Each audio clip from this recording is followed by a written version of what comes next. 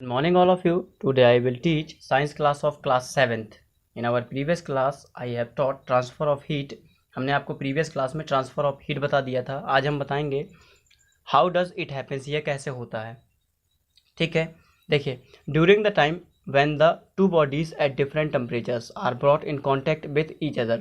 अगर आपके किसी समय आपने क्या किया, जो दो बॉडीज़ होती हैं उनका जो टेम्परेचर डिफरेंट होता है, एक दूसरे के जब वो कॉन्टैक्ट में आती हैं, something is exchange between them, तो उनके बीच में क्या होता है, कुछ एक्सचेंज होता है. We can say that heat is being transferred from the body at high temperature to the body at lower temperature.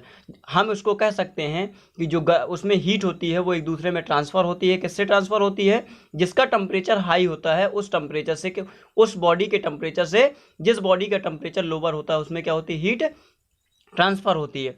Finally a state is reached when no heat is transferred. Finally एक अवस्था ऐसी आती है कि जहाँ पे क्या होता है, जब हीट का ट्रांसफ़र बंद हो जाता है, नहीं होती है, वहाँ पे हीट ट्रांसफ़र नहीं होती, no heat is transferred. The state when no heat is exchange is known as the state of thermal equilibrium. वह अवस्था जब हीट में एक्सचेंज नहीं होती है तो उस अवस्था को हम किस नाम से जानते हैं? थर्मल इक्विलिब्रियम कह सकते हैं. थर्मल मतलब होता है ऊष्मीय या तापीय, इक्विलिब्रियम मतलब होता है संतुलन. तापीय संतुलन जब उनका एक जैसा हो जाता है, जहाँ पे जब बराबर टेम्परेचर हो जाएगा, तो जब बराबर टेम्परेचर हो जाएगा तो हीट एक दूसरे से क्या होगी, हाइयर वाले से लोअर में फ्लो होना बंद हो जाएगी. जब बंद हो जाएगी तो उस अवस्था को हम क्या कह सकते हैं? उस अवस्था को हम थर्मल इक्विलिब्रियम कहते हैं, ऊष्मीय संतुलन कह देते हैं. जहाँ पे मतलब ऊष्मा का संतुलन, तापीय संतुलन मतलब जहाँ पे जो हीट है वो दोनों में क्या हो गई, बराबर हो गई, उस अवस्था को हम कह देते हैं equilibrium, thermal equilibrium. At this state two bodies are said to be at the same temperatures. इस अवस्था में, इस स्टेज में हम कह सकते हैं कि दोनों बॉडियों का टेम्परेचर होगा वो क्या होगा, सेम होगा. Heat from a hot body is transfer to a cold body in three different way, namely conduction, convection and radiation. आपकी जो हीट होती है, इस अवस्था में जो आपकी हीट होती है, जो गर्म बॉडी से कोल्ड बॉडी में ट्रांसफ़र होती है, वह तीन डिफरेंट वे से होती है. पहले वाले को हम कहते हैं कंडक्शन, दूसरे को कहते हैं कॉन्वेक्शन एंड तीसरे नंबर को कहते हैं हम रेडिएशन. कंडक्शन का मतलब होता है आपका किसी पदार्थ से ताप या विद्युत के गुजरने की प्रक्रिया. मतलब कंडक्शन मतलब होता है चालन, संवहन. चालन मतलब अब हमने उसको एक मतलब उसका जो मीन्स होता है वो होता है चालन, और चालन का मतलब होता है जो एक पूरा अर्थ, उसका पूरा सेंस निकालता है, वो कहलाता है किसी पदार्थ में, किसी बॉडी में जो ताप या विद्युत के गुजरने की प्रक्रिया होती है, वो प्रक्रिया आपकी कंडक्शन कहलाती है. क्लियर है? The first example be considered illustrated conduction. हम पहला एग्जाम्पल आपका इलस्ट्रेटेड कंडक्शन ले लेते हैं. You can perform a simple activity to understand the process better. तो आपने क्या किया, जैसे एक आप क्या कर लें, एक साइड आप ले लेते हैं हैवी, एक मतलब एक ऑब्जेक्ट ले लिया और उसमें एक मेटल रॉड लगा देते हैं. अगले साइड उसके जो सेकंड पार्ट होता है, सेकंड पार्ट में क्या होते हैं, एक कैंडल रख देते हैं और एक माचिस से उसमें आग लगा देते हैं. तो देखते हैं कि वहाँ से क्या होती है, जो इसको जो सेकंड वाला एंड होता है उससे हीट फ्लो होने लगती है ऐसे ऐसे, और एक समय ऐसा आता है कि ये पूरी रॉड क्या होती है, पहले यहाँ गर्म होगा, फिर और आगे गर्म होता चला जाएगा. उसकी जो हीटिंग पावर होगा वो क्या होता चला जाएगा, इंक्रीज होता चला जाएगा. मतलब उसका जो हीट होगी वो रॉड पूरी गर्म होती चली जाती है, और एक अवस्था ऐसी आती है कि चाहे इधर टच करो और चाहे इधर टच करो, पूरी रॉड गर्म मिलती है. तो वही क्या होता है, कंडक्शन होता है. इसके बाद हम देखेंगे conduction of solid molecules. Solid molecules में कंडक्शन कैसे होता है या क्या होता है? Conduction from the hot part of an object to its colder part और from one hot object to a colder one occurs if the two parts are in contact. जब आपके दोनों पार्ट्स एक दूसरे के कॉन्टैक्ट में आते हैं तो क्या होता है, जो हॉट पार्ट होता है, ऑब्जेक्ट का जो हॉट पार्ट होता है, तो वो क्या होता है, उससे कोल्डर पार्ट में उसकी गर्मी पहुंचने लगती है. हॉट ऑब्जेक्ट से कोल्डर ऑब्जेक्ट में क्या होती है, जो गर्मी होती है वो पहुंचने लगती है. The conduction of heat stops once the two object have the same temperature. आपका जो कंडक्शन होता है, जो गर्मी का चालन होता है, हीट कंडक्शन ऑफ हीट होता है, जो गर्मी का चालन होता है वो रुक जाता है, थम जाता है, मतलब वहाँ से बंद हो जाता है. कब? जब दोनों का टेम्परेचर, दोनों ऑब्जेक्ट का टेम्परेचर सेम हो जाता है. जब सेम टेम्परेचर हो जाता है तो वो एक समय ऐसा आता है कि दोनों में क्या होता है, जब सेम टेम्परेचर हो गया तो दोनों वहाँ से एक दूसरे से आदान प्रदान रुक जाता है. We see this happens in a thermometer, यह हम किस में देख सकते हैं, एक थर्मोमीटर में हम ये देख सकते हैं।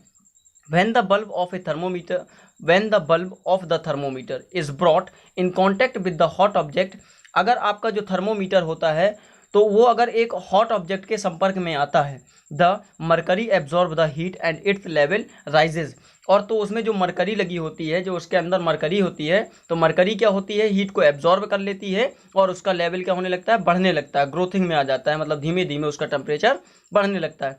Once the thermometer and the object are at the same temperature, एक समय ऐसा भी आ जाता है कि जो थर्मोमीटर का और जो ऑब्जेक्ट होता है, जो द अदर ऑब्जेक्ट होता है, दोनों का टेम्परेचर क्या हो जाता है, सेम हो जाता है, तो क्या हो जाता है, no further heat is transferred. तो तब कब होता है, जब उसमें फिर उसमें क्या होने लगता है, एक दूसरे में हीट ट्रांसफर नहीं होती है, and the mercury level does not rise, और फिर उसका जो मरकरी का लेवल होता है वो फिर नहीं बढ़ता है, वहीं पे स्थिर हो जाता है।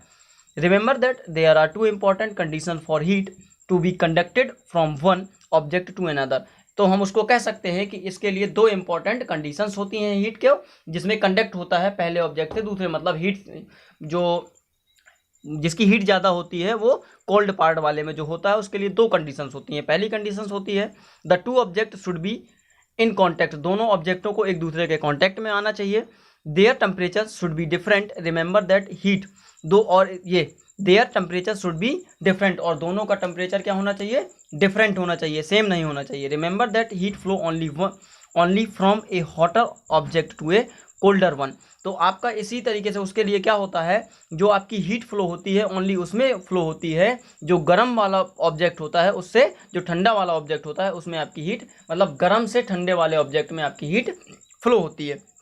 When we place the spoon in the hot cup of milk, जब आप क्या करते हैं, एक चम्मच को कप में जो मिल्क भरा होता है, गर्म मिल्क भरा होता है, उसमें आप स्पून को डाल देते हैं। All these condition they are satisfied, तो ये जितनी भी कंडीशन है सारी कंडीशंस को सेटिस्फाइड कर देता है। The spoon and the milk they are in contact and their temperatures they are different, जब आपकी स्पून और जो गर्म मिल्क होता है एक दूसरे के संपर्क में आते हैं तो उनका टेम्परेचर क्या होता है, डिफरेंट तो होता ही होता है। The cold spoon absorb heat from the hot milk and its temperature increases, तो आपकी जो ठंडी स्पून होती है, ठंडी चम्मच जो होती है, वो आपको हीट को एब्जॉर्ब कर लेती है, और क्या होता है, किससे एब्जॉर्ब कर लेती है, जो गर्म मिल्क होता है उससे वो हीट को एब्जॉर्ब कर लेती है, एंड टेम्परेचर्स जो स्पून का टेम्परेचर होता है वो होता है इंक्रीजेज होने लगता है, धीमे धीमे बढ़ने लगता है। ठीक है, इसके बाद अब हम देखेंगे क्या, conductors and insulators. Conductors and insulator क्या होते हैं, कंडक्टर्स वो होते हैं जो उसमें मतलब आपके conductors and insulators, conductor and insulator देखेंगे आपका, इसमें जो कंडक्टर्स एंड इंसुलेटर में दिया हुआ है में इसका मतलब है कि इसमें मतलब है जिस तरीके के आपके जैसे ऑब्जेक्ट होंगे उसमें वैसा ही आपका क्या होता है, हीट ट्रांसफर होता है, हीट फ्लो होती है, मतलब हर तरह उसका डिफरेंट टाइप्स होता है। मतलब ये नहीं होता कि हर कंडक्टर या हर ऑब्जेक्ट का हीट एक जैसी होगी, कहीं आपका मोटा वायर ले लिया जाए या स्टेनलेस स्टील ले लिया जाए, स्टेनलेस स्पून ले लिया जाए, या आपका मरकरी ले लिया जाए, कॉपर, एल्यूमिनियम, आयरन, तो ये जितने भी ऑब्जेक्ट होते हैं इसमें डिफरेंट टाइप से आपकी हीट होती है। मतलब क्या होता है, इसका मतलब होता है substance do not conduct heat equally well, आपके जो सब्सटेंस होते हैं, जो पदार्थ होते हैं, हर अवस्था में आपके क्या होते हैं, हीट को बराबर नहीं फ्लो करते हैं, इक्वली अवस्था नहीं, हर में इक्वल नहीं होता है। Substance which conduct heat well are called good conductors, आपके वह मतलब पदार्थ सब्सटेंस जिसमें आपकी हीट अच्छे से फ्लो हो जाती है, कंडक्ट हीट का चालन अच्छा होता है, तो वो क्या कहलाते हैं, गुड कंडक्टर्स कहलाते हैं।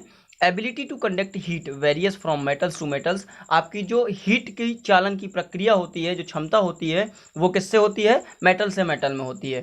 Silver is the best conductor, जो सिल्वर आपका होता है वो आपका क्या होता है, बेस्ट कंडक्टर्स होता है इसमें, क्योंकि सबसे तेज स्पीड से आपकी जो हीट का फ्लो होता है वो बहुत तेज अवस्था से होता है। Copper, aluminium and iron flow in that order, और इसी ऑर्डर में फिर आपका सिल्वर के बाद आपका कॉपर होता है, कॉपर के बाद एल्यूमिनियम, एंड एल्यूमिनियम के बाद आयरन होता है। Substance which do not conduct heat well are called bad conductors और इंसुलेटर्स, वह पदार्थ जिसमें आपके क्या होते हैं, हीट का चालन नहीं हो पाता है, तो वो आपके क्या कहलाते हैं, बैड कंडक्टर्स या बैड इंसुलेटर कहलाते हैं। जैसे example, paper, glass, asbestos, wood, plastic and rubbers are example of bad conductors, जैसे आपका पेपर हो गया, ग्लास हो गया, एस्बेस्टॉस हो गया, वुड हो गया, लकड़ी, प्लास्टिक, रबर, ये सब क्या होते हैं? बैड कंडक्टर्स होते हैं। क्यों?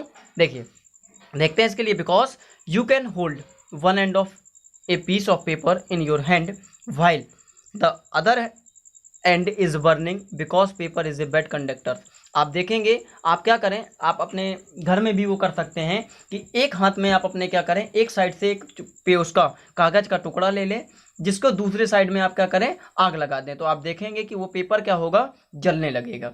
क्यों? क्योंकि पेपर क्या होता है आपका, बैड कंडक्टर्स होता है। द सेम गोज ए माचिस, या जो माचिस जो ले लेते हैं, which is a made of would.